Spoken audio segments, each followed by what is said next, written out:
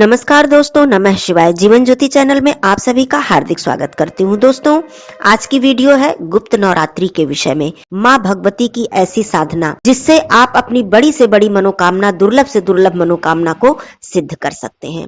दोस्तों, आज मैं बात करूंगी गुप्त नवरात्रि कब से शुरू हो रही है और इस गुप्त नवरात्रि में किन 10 महाविद्याओं की पूजा अर्चना की जाती है, साधना की जाती है। हम गृहस्थ लोगों के लिए खास करके इस वीडियो में मैं बताऊंगी कि हम गृहस्थ लोगों के लिए क्या नियम है गुप्त नवरात्रि के विषय में। वर्ष में 4 नवरात्रि पड़ती है, 2 प्रकट नवरात्रि और 2 गुप्त नवरात्रि। प्रकट नवरात्रि के विषय में तो हम सभी लोग जानते हैं, चैत्र नवरात्रि और जो क्वार मास में अर्थात आश्विन मास में पड़ती है। इस नवरात्रि के विषय में हम सभी लोग जानते हैं, पूजा अर्चना करते हैं, जोत जलाते हैं, बहुत सारे नियम और उपाय करते हैं। लेकिन गुप्त नवरात्रि ऐसा समय है जो कि विशेष साधना के लिए बना है और माँ भगवती की विशेष कृपा प्राप्त करने के लिए बना हुआ है।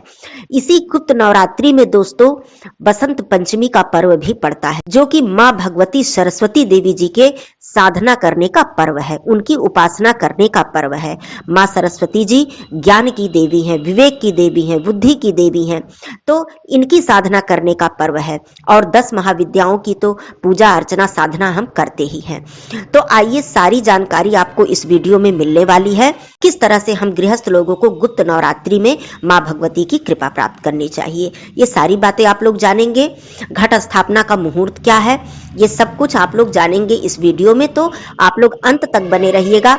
गुप्त नवरात्रि के विषय में सारी जानकारी के लिए आप लोग चैनल पे पहली बार हैं तो चैनल को सब्सक्राइब कर लीजिएगा। वीडियो पसंद आता है तो इसे लाइक और शेयर जरूर कीजिएगा।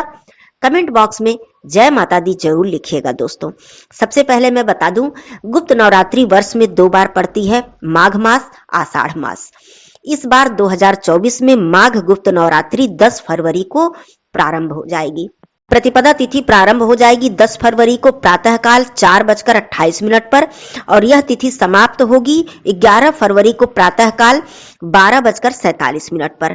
कलश स्थापना करने का मुहूर्त होगा 10 फरवरी को सुबह 8:45 से लेकर सुबह 10:10 तक। ये तो बात हो गई कलश स्थापना की और गुप्त नवरात्रि कब से प्रारंभ हो रही है। अब आइए जान लेते हैं कि हम गृहस्थ लोगों को क्या क्या करना चाहिए। देखिए, कोई मनाही नहीं है कि आप कलश स्थापना ना करें, बिल्कुल करें, आपकी इच्छा है, आप बिल्कुल करें। आप दुर्गा सप्तशती का पाठ करें, आप व्रत करें, सब कुछ करें। लेकिन जो गुप्त नवरात्रि होती है विशेष रूप से साधना के लिए होती है। वैसे तो कहा गया है कि इस नवरात्रि में तांत्रिक साधनाएं ज्यादा की जाती हैं। जो भी ऐसे साधक हैं जो तंत्र की साधना करते हैं, माँ काली जी की साधना करते हैं और किसी सिद्धि को प्राप्त करना चाहते हैं, वो लोग ज्यादा साधना करते हैं। लेकिन क्या गृहस्थ लोग पूजा अर्चना नहीं कर सकते हैं? बिल्कुल कर सकते हैं। देखिए, यदि आप कलश स्थापना करना चाहते हैं या चाहती हैं, कोई दिक्कत नहीं है, मैंने मुहूर्त बता दिया है, आप लोग जरूर कर ले। लेकिन इस गुप्त नवरात्रि में हम गृहस्थ लोगों को चाहिए कि गुप्त रूप से, मतलब बिल्कुल शांति से हम माता भगवती जी की पूजा अर्चना करें।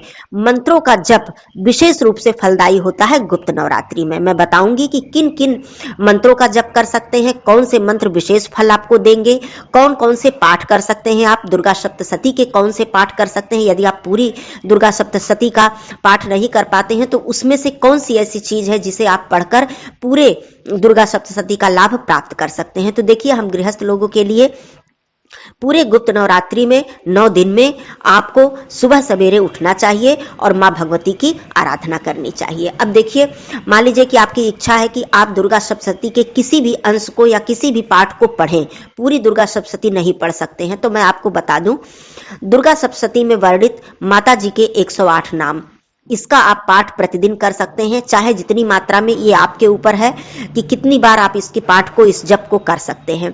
माँ दुर्गा जी के 108 नाम आप कर सकते हैं। सबसे जो उत्तम और फलदायी है 2 चीजें दोस्तों, यह आपको विशेष लाभ प्रदान करेगी। क्या है? नवाड़ मंत्र है पहला, तो दूसरा सिद्ध कुंजिका स्तोत्र। सिद्ध कुंजिका स्तोत्र के विषय में तो आप लोग यह समझ लीजिए कि ये पूरे दुर्गा सप्तशती का सार है। और एक बात मैं और बता दूं कि देवी अथर्व शीर्ष का पाठ भी आप लोग कर सकते हैं।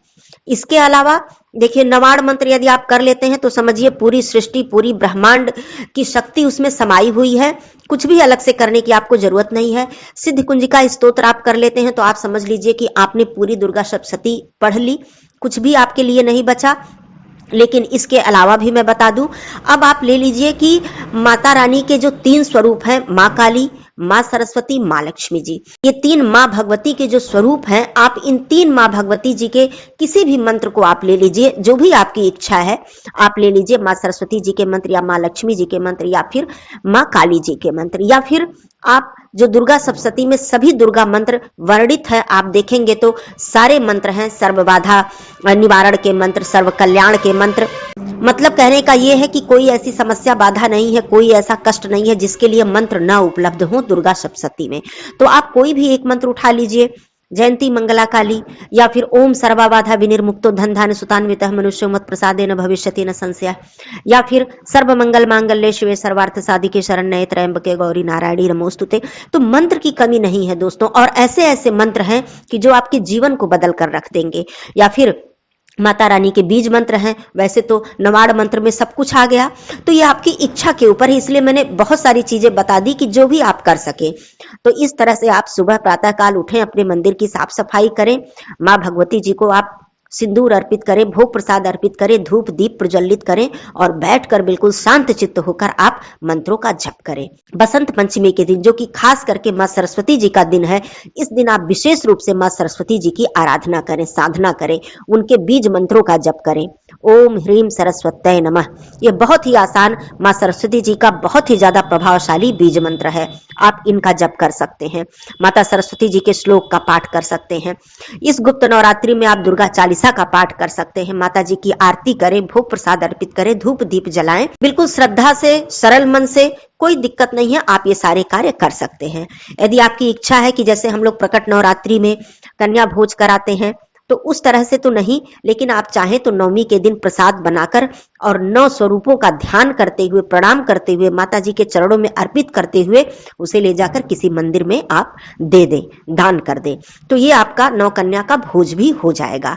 क्योंकि ये गुप्त नवरात्रि है और जो भी हम करते हैं बहुत शांत रूप से, गुप्त रूप से सारे कार्य करते हैं और मन ही मन में माता भगवती से प्रार्थना करते हैं अपनी मनोकामना को पूरी करने के लिए। अपने कष्ट को हम माता जी से कहते हैं, अपनी इच्छाओं को माता जी से कहते हैं और माँ भगवती जी पूरा करती हैं। कहा जाता है कि प्रकट नवरात्रि से भी ज्यादा लाभ हमें गुप्त नवरात्रि में किसी भी प्रकार का, यदि हम माता जी के समक्ष अपनी मनोकामना को लेकर मंत्र का जप कर लेते हैं, नवाड़ मंत्र कर लेते हैं या फिर सिद्ध कुंजिका स्तोत्र कर लेते हैं, तो इसका हमें प्रकट नवरात्रि से भी ज्यादा लाभ मिलता है।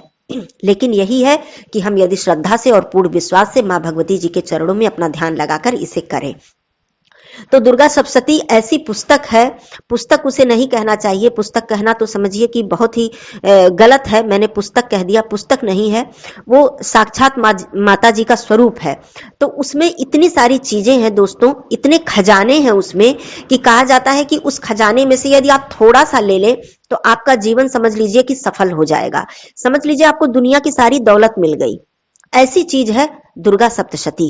तो यह ऐसा नहीं है कि आप ये सोचे कि हम तो पूरा पाठ कर ही नहीं पाएंगे, तो हम कैसे करें, कैसे हमें लाभ मिलेगा। इसीलिए मैंने छोटा छोटा उसमें से अंश बताया आपको, जो कि आपको संपूर्ण लाभ प्रदान करेगा।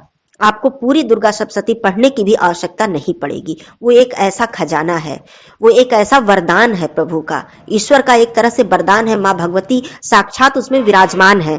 तो ये बातें हो गई कि गुप्त नवरात्रि में किस प्रकार से आप प्रकट नवरात्रि से भी ज्यादा फल प्राप्त कर सकें, ज्यादा लाभ आप प्राप्त कर सके। वैसे बसंत पंचमी पर अलग से वीडियो आएगी और सारी बातें मैं बताऊंगी कि क्या क्या आपको करना चाहिए, क्या क्या नियम है और कौन कौन सी बातों का आपको ध्यान रखना चाहिए। तो ये बात तो सरलता से आप समझ लीजिए कि 3 महाशक्तियां, महादेवियां, महामाई हैं और उन्हीं में सारी सृष्टि समाई हुई है। और जो नवाड़ मंत्र है वो सारी सृष्टि का समझ लीजिए संचालन करने वाला है।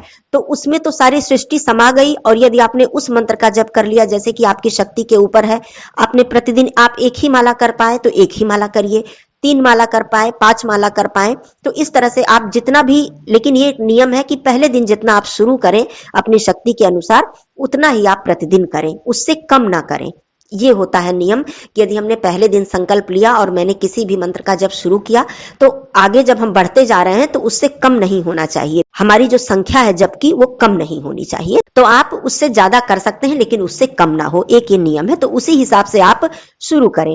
तो ये बहुत छोटा सा है, नवाण मंत्र कर लिया, सिद्ध कुंजिका स्तोत्र कर लिया आपने, या फिर दुर्गा चालीसा का ही पाठ आपने कर लिया, दुर्गा अथर्वशीर्ष का पाठ कर लिया आपने, दुर्गा जी के 108 नाम का जप कर लिया। तो बहुत सारी चीजें मैंने बता दी, आप इस तरह से कर लीजिएगा। धूप दीप आप सुबह और संध्या दोनों समय प्रज्वलित कीजिएगा। माता जी की आरती आप कर लीजिएगा अपने घर में बिल्कुल शांत रूप से अपने परिवार के साथ मिलकर, कोई दिक्कत नहीं है इसमें। और प्रकट नवरात्रि में तो बाकी जो सारी चीजें हैं, नियम है, विधि है, वो सारे हम करते ही करते हैं। अब दोस्तों मैं ये बता दूं कि जिस प्रकार से आप प्रकट नवरात्रि में 9 दुर्गा जी के स्वरूप को जानते हैं कि किस किस दिन हम किस स्वरूप की पूजा करते हैं, उसी प्रकार गुप्त नवरात्रि में हम किस महाविद्याओं की पूजा करते हैं, कौन सी 10 महाविद्याएं हैं, उनके नाम क्या क्या है, आइए जान लेते हैं। पहली है माता काली जी, दूसरी है माता तारा जी, तीसरी है माता त्रिपुर सुंदरी, चौथी है माता भुवनेश्वरी, पांचवी है माता छिन्नमस्तिका, छठवीं है माँ त्रिपुर भैरवी, सातवीं है माँ धूमावती, आठवीं है माँ बंगलामुखी, नौवीं है माँ मातंगी, 10वीं है माँ कमला। तो ये 10 महाविद्याएं हैं जिनकी हम साधना आराधना करते हैं और सिद्धियां प्राप्त करते हैं। तो ये 10 महाविद्याएं हैं जिनको कि गुप्त नवरात्रि में हम पूजते हैं। और 9 दुर्गा जी हैं, 9 दुर्गा जी के स्वरूप हैं जो कि आप सभी लोग जानते हैं, शैलपुत्री, माँ कुष्मांडा, कात्यायनी जी, इस तरह से आप 9 दुर्गा जी के नाम जानते ही हैं। तो हम प्रकट नवरात्रि में करते हैं। तो ये सारी बातें हैं, मैंने जरूरी बातें, बहुत ही महत्वपूर्ण बातें बताई हैं आपको कि किस प्रकार से आप ज्यादा से ज्यादा लाभ गुप्त नवरात्रि में प्राप्त कर सके, गुप्त नवरात्रि में ज्यादा से ज्यादा लाभ उठा सके। कोई भी प्रश्न हो आप लोगों का, कुछ भी और पूछना हो, कोई भी मन में भ्रम है, दुविधा है, तो आप लोग जरूर पूछ लीजिएगा।